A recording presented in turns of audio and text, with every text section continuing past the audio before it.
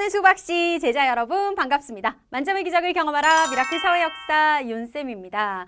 대단원 2단원 헌법과 국가기관 오늘 그 세 번째 마지막 시간 되겠습니다. 첫 시간에 입법부 국회 정리했고요. 두 번째 시간에 행정부까지 정리했어요. 이제 남아있는 3단원의 내용은요. 사법부에 속하는 법원 그리고 독립된 국가기관이지만 역시 재판을 담당하는 헌법재판소. 법원하고 헌법재판소에는 엄연한 차이가 있거든요. 그 내용에 집중을 해서 오늘도 열심히 중요한 내용들 한번 공부해 보도록 하겠습니다. 자, 오늘의 퀘스트에서 포인트 확인하셨을 거라 믿고 본격적으로 플레이 스타트 출발하도록 할게요. 오늘의 주제는 법원의 조직과 기능입니다. 첫 번째 주제부터 출발해 보도록 하겠습니다. 일단 법원. 우리가 다른 말로 사법부 이렇게 표현을 하기도 하는데요. 이 3단원의 내용을 제대로 공부하기 위해서는 일단 사법이라는 단어의 의미부터 정리를 하고 출발해야 되겠죠. 사법이라고 하는 건 뭐냐면 앞에서 공부했던 거 얘들 한번 떠올려봐. 입법부가 법을 만드는 걸 법률 제정이라고 얘기했고 행정부가 나라의 살림살이를 이끌어가는 걸 법률 집행이라고 얘기를 했어요. 뭔가 법률 뭐뭐 시리즈가 나오죠. 그러면 사법이라고 하는 것은 무엇이냐? 한마디로 말해서 사법은 법을 적용하는 것이다. 법을 적용한다는 게 무슨 말이냐면요. 그러니까 법률의 내용이 굉장히 구체적이고 많잖아요. 그 내용을 실제로 사람들 사이에서 일어나는 사건에 적용을 시킨다는 뜻이야. 예컨대 A라는 사람이 B라는 사람을 때렸어요. 일어나서는 안 되지만 사실 우리 주변에서는 1년 365일 폭행 사건이 엄청나게 일어나거든요. 그럼 폭행을 저지르지 말라는 내용이 형법 몇 조 몇 항에 나와 있단 말이야. 다른 사람의 신체에 상해를 가한 자는 뭐 얼마 이하의 벌금, 얼마 이하의 징역에 처한다. 이렇게 나와 있잖아요. 근데 법률에 나와 있는 내용은 되게 단순하잖아. 다른 사람을 때리면은 이 정도의 벌에 처한다.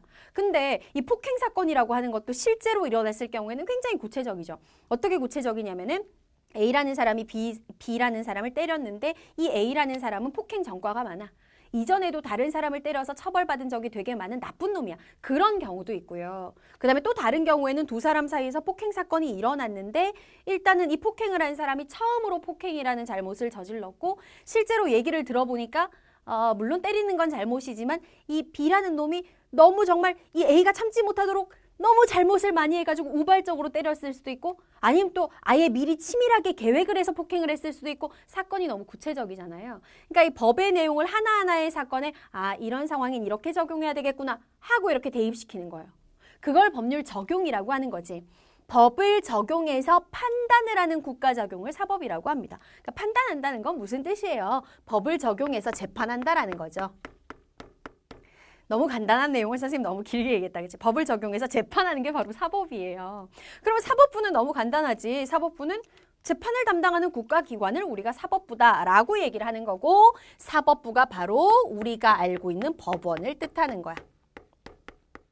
법원은 법을 적용해서 판단하는 것, 즉 재판을 통해 가지고 무슨 역할을 하는 거야. 사람들 사이에 발생하는 여러 가지 다툼이나 분쟁을 해결하고 이 분쟁을 해결함으로써 혼란이 줄어들게 되니까 사회 질서를 유지하죠. 분쟁을 해결하고 사회 질서를 유지함으로써 국민의 권리를 보호해주는 역할을 한다. 그런 국가기관을 우리는 사법부, 법원이라 한다라는 거죠. 자, 그런데 이 사법부가 담당하는 재판이라고 하는 건요. 사회 1 과정에서도 배웠지만 우리의 삶에 너무나 중요한 역할을 해요. 공정하고 올바른 재판이 이루어져야 국민의 권리가 보호될 수 있잖아. 그래서 대한민국에서는 공정하고 올바른 재판이 이루어지게 하기 위해서 어떻게 하고 있느냐? 재판을 담당하는 판사가요. 외부의 다른 기관의 간섭이나 압력 없이 정말 오로지 본인의 양심과 법률을 바탕으로 뭐 할 수 있도록 공정하게 재판을 할 수 있도록 재판이 외부의 간섭 없이 독립적으로 공정하게 이루어지게 할 수 있도록 어떻게 해놓고 있느냐? 일단 첫째. 재판을 담당하는 사법부를 입법부나 행정부와 분리시켜놨죠.